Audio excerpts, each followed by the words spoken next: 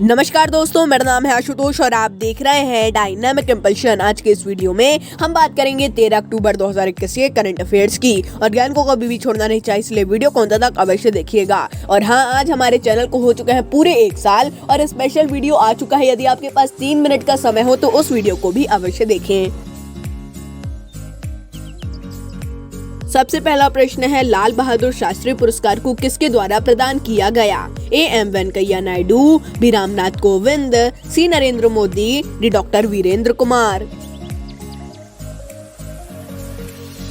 And the right answer is M Venkaiah Naidu. तो उपराष्ट्रपति M Venkaiah Naidu Lal Bahadur Shastri पुरस्कार को वितरित किया है इन्होंने। और मतलब वितरित नहीं, यहाँ पर प्रदान शब्द ही अच्छा लगेगा। और इस बार एम्स निदेशक हैं, आपको पता होगा, रणदीप गुलेरिया। इस कोविड के जो माहौल था उसमें आपको पता ही चल गया होगा और यह पुरस्कार दिया गया है उनको। और इससे पहले उन्हें पद्मश्री पुरस्कार से भी सम्मानित किया जा चुका है।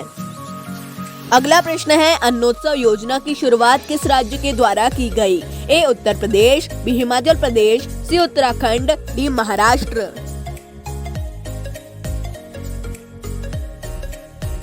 And the right answer is Uttarakhand. तो उत्तराखंड के मुख्यमंत्री पुष्कर सिंह धामी के द्वारा प्रधानमंत्री योजना के तहत अन्नोत्सव योजना है, ये अन्नोत्सव योजना को शुरू किया गया है। और इसके तहत कुल 14 लाख लाभार्थियों को राशन बांटा जाएगा। ये भी आप लोगों को पता होगा, यदि आपके पास भी राशन कार्ड है तो आपको इसके बारे में अवश्य पता होना चाहिए। और नहीं भी है तो भी आप पढ़ सकते हैं, बहुत सा इंटरनेट पर इसकी जानकारी दी गई है।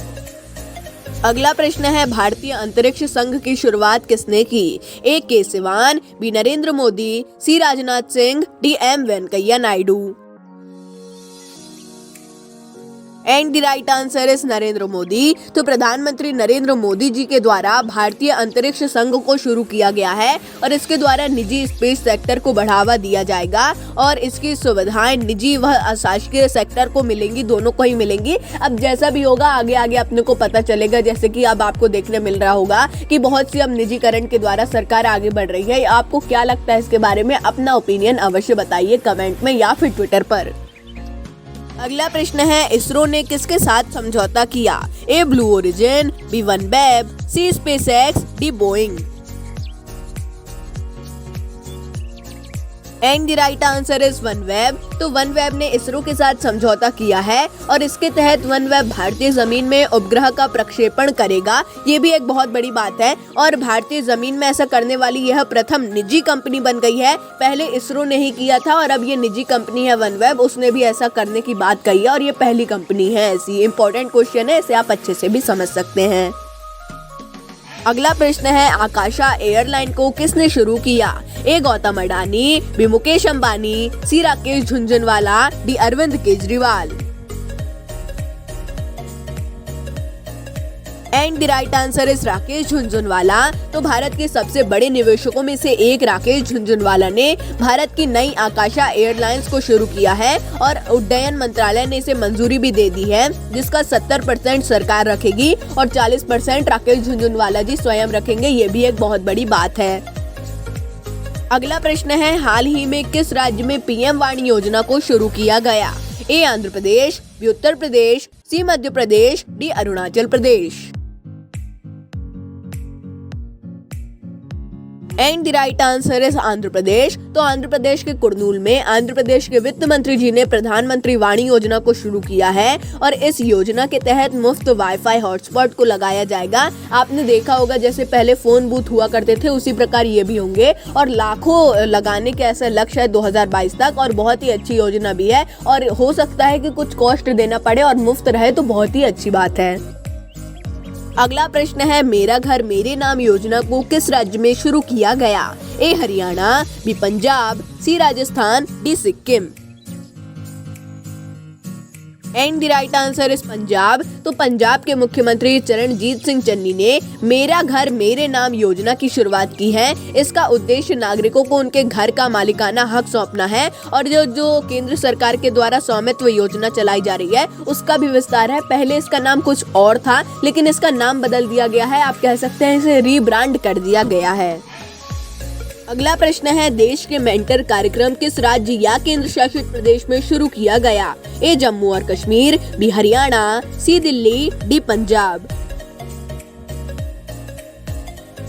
And the right answer is Delhi. तो दिल्ली के मुख्यमंत्री अरविंद केजरीवाल जी के द्वारा दिल्ली के बच्चों के लिए करियर मार्गदर्शन के लिए देश के मेंटर कार्यक्रम को शुरू किया गया है और इस कार्यक्रम में लोगों को बोला गया है कि आप किसी न किसी को मेंटर अवश्य बने, आप किसी न किसी का, और उनका मार्गदर्शन अवश्य दें उनके करियर के बारे में। इसका उत्तर आपको पता होना ही चाहिए था। अगला प्रश्न है, आंगनवाड़ी ऑन व्हील्स पहल की शुरुआत किस राज्य या केंद्र शासित प्रदेश में की गई? A Nai Delhi, B Uttar Pradesh, C Rajasthan, D Gujarat.